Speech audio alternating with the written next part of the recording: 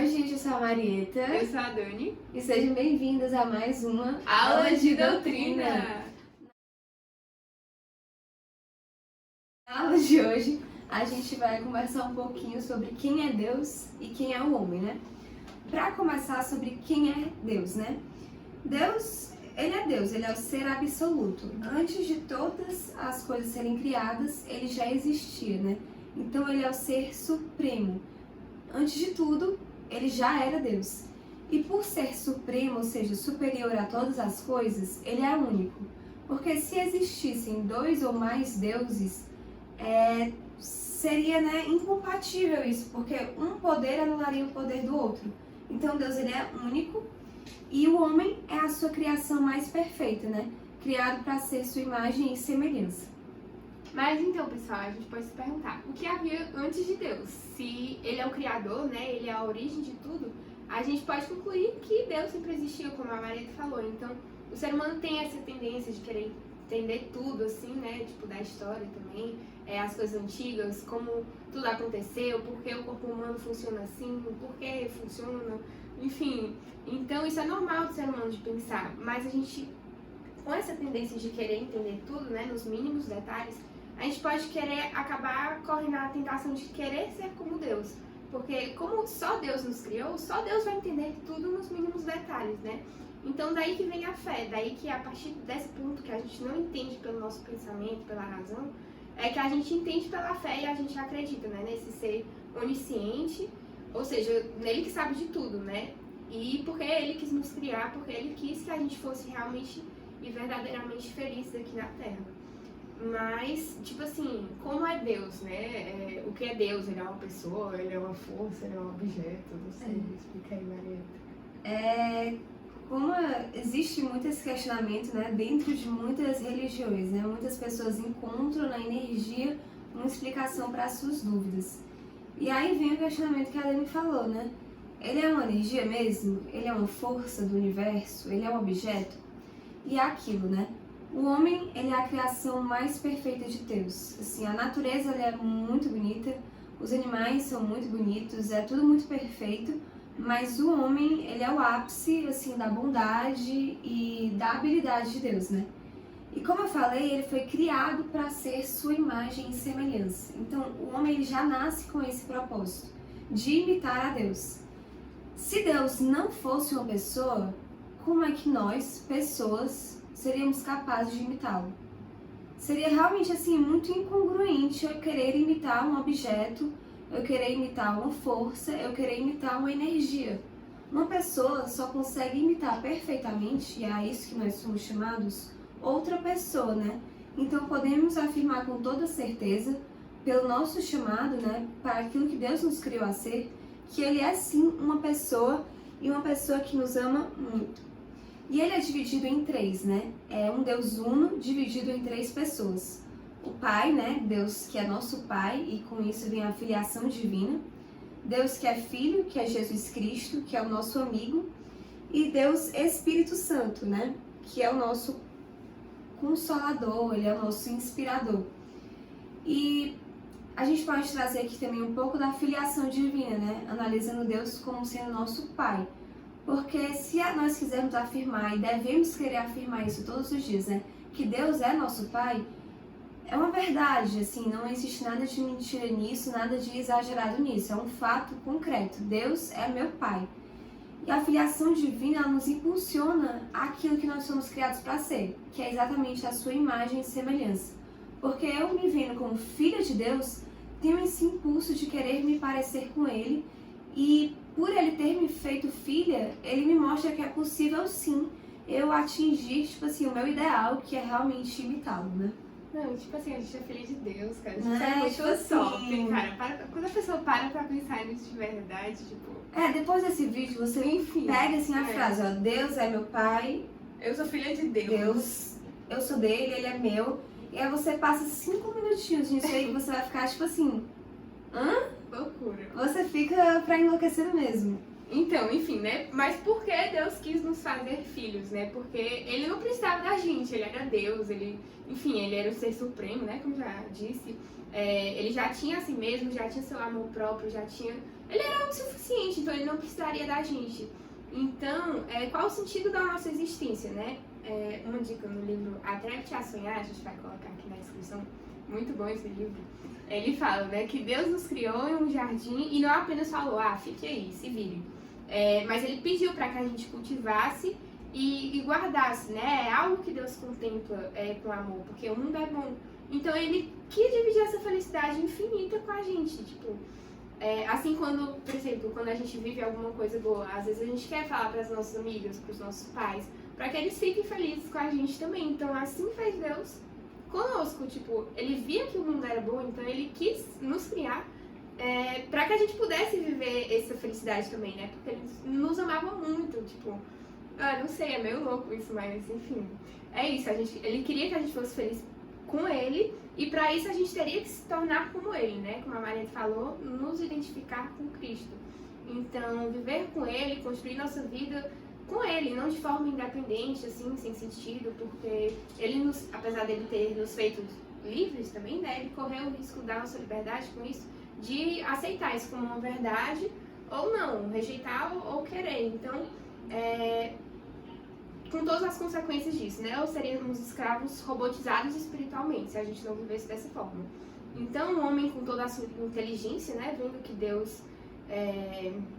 vendo as coisas que Deus fez, fosse pouco a pouco conhecendo e amando mais, né? E com isso, com o fim último da vida, né? Se identificando mais com Cristo. Então, Então, Deus, ele nos criou para o bem, né? Já que ele é o próprio bem e ele nos criou para parecer com ele, então é porque ele nos criou para o próprio bem. Mas ele nos fez livres para escolher, né? Tanto que hoje em dia a gente vê que as pessoas escolhem caminhos diversos e ele permite que isso aconteça exatamente porque ele quis que nós o escolhêssemos, não forçadamente, mas porque nós queríamos, porque era a nossa vontade, né? E ele nos criou com a lei natural. E o que seria a lei natural, né? Acredito que a maneira mais fácil de passar isso para vocês seja através de exemplos, né? E a gente pode pegar uma criança ali que não tem a sua consciência formada ainda, com 4 anos ali, você ainda não aprendeu muita coisa, você não vivenciou muita coisa, não errou muito, né? Porque a gente aprende muito errando. E aquela criança, quando ela vai mentir pela primeira vez, ela se sente culpada. Sem os pais delas terem que ter falado que aquilo era errado. Porque ao longo da nossa vida, os nossos pais nos falam, claro, aquilo que é certo e aquilo que é errado, né? Matar é errado, mentir é errado. Mas na primeira vez que aquela criança mente, sem ninguém ter precisado dizer que é errado, ela já se sente culpada, ela sente um peso. E da onde vem essa culpa, né? Ninguém precisou dizer para ela que era errado e ela mesmo assim já sabia. Isso é a lei natural. É aquilo que desde a nossa infância já vai dividindo na nossa consciência o que é bom do que é ruim, aquilo que é lícito daquilo que é ilícito. E ao longo da nossa vida, assim, o nosso dever deveria ser formar bem essa consciência, né? Pegar a lei natural que já está ali desde o momento que a gente nasce e transformá-la, né? Amadurecê-la, criar realmente uma consciência que tenha critério. Mas o que acontece muitas vezes é nós começarmos a relativizar aquilo que não deveria ser relativizado, né? Isso aqui é errado, mas nessa circunstância eu acho que tá valendo, né? Tipo assim, depende também, tudo depende, tudo é relativo, nada é 100% certo, nada é 100% errado. Depende de com quem seja, depende da minha situação. E você começa a querer adequar aquilo que é certo às suas vontades, por exemplo. Então você pega uma verdade absoluta, matar é errado, e começa a colocar um monte de mais. Mas nessa situação pode ser que seja certo, né? E aquilo que era para ser inegociável começa a ser inegociável. E a nossa consciência ela começa a ficar errônea. A gente começa a relativizar coisas que não deveríamos relativizar. E como, né, educar a consciência? Como tornar a nossa... Como dar critério? Como dar forma, assim, dar conteúdo à nossa consciência? Através de uma boa cultura, por exemplo. Consumindo bons filmes, bons livros, tendo boas conversas, tendo bons propósitos, né? Propósitos grandes que transcendam, que não acabem aqui, né? Que não sejam rasos. Boas amizades. Boas amizades, né? Não sei, ter um amigo ali que saiba a doutrina da igreja, por exemplo, ou conversar com um sacerdote que seja comprometido realmente. Enfim, é assim que você forma a consciência e você destrói essa consciência, que deveria ser algo bom, né? Porque ser consciente, ter consciência das coisas é algo muito, muito, muito bom. Quando você começa a desleixar dessa sua formação, né? Você, por escolha própria, vai lá e assiste só filme ruim, lê só coisa ruim, só anda com gente assim que relativiza tudo, que acha que tá tudo bem, tudo pode, né? E isso não é legal, né? Porque isso é... Esse pensamento relativo vai, tipo, levando a gente ao pecado, né? Que é a principal falha do ser humano aqui na Terra. E, enfim, isso vai nos fazendo mal e além de que desagrada a Deus, né? Que nos criou pra sermos felizes. A gente não vai estar sendo feliz de verdade, assim. E a gente vai perder a nossa liberdade. Porque Exatamente. isso, escolher errado não é ser livre.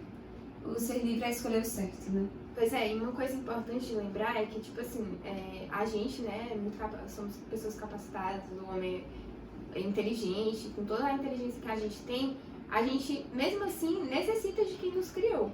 Assim como, por exemplo, um bebê que acabou de nascer necessita de uma mãe e de um pai pra se desenvolver, pra crescer, pra melhorar, tipo, ele necessita dessa amizade, desse cuidado. Então, quantas e quantas pessoas por aí, né, vivem nessa falsa alegria, tipo, por simplesmente falta de Deus e vão vivendo as suas vidas achando que elas estão sendo felizes, quando elas, na verdade, não são, elas estão caminhando Para um caminho errado. Para um caminho errado. É uma falsa sensação de liberdade. Então, ir atrás, né, de entender melhor a doutrina, cultivar mais essa amizade com Deus, né, para que a gente possa conhecer e, consequentemente, agradecer por tudo que Deus faz por nós. E, assim, é impressionante, né? Quanto mais a gente conhece a Deus, quanto mais a gente pede a graça, se utiliza da graça, mais a gente precisa, né? Da ajuda de Deus e desse pensamento cada vez mais frequente, assim, da filiação divina e de que a gente tem um propósito grande, não é uma coisa pequena, não é uma coisa que acaba aqui, que a gente vai ser feliz em um momento e logo vai passar, entendeu? É algo muito maior, é algo que Deus fez pra gente. Deus é Deus, Deus fez coisas muito boas e, enfim, eu acho que coisas que a gente não entende ainda, mas que buscando isso como um propósito de vida, talvez depois a gente saiba, entendeu? A gente vai fazer sentido. Então, se você quer saber mais dessa ajuda, como é que a gente pode ser mais íntimo de Deus, enfim, ter a ajuda de Deus, né? Se liga nos próximos vídeos, continua assistindo essa série aí que sua amiga provavelmente te mandou, você achou no Instagram do Maralto ou no YouTube. Tem muita coisa Tem boa muita aí, coisa muita boa. notícia está agora, eu prometo que vale a pena. E é isso, pessoal. Muito Tchau, obrigada gente. por ter assistido. Obrigada por terem assistido. Beijo. Tchau. Então, espero que isso não aconteça na hora.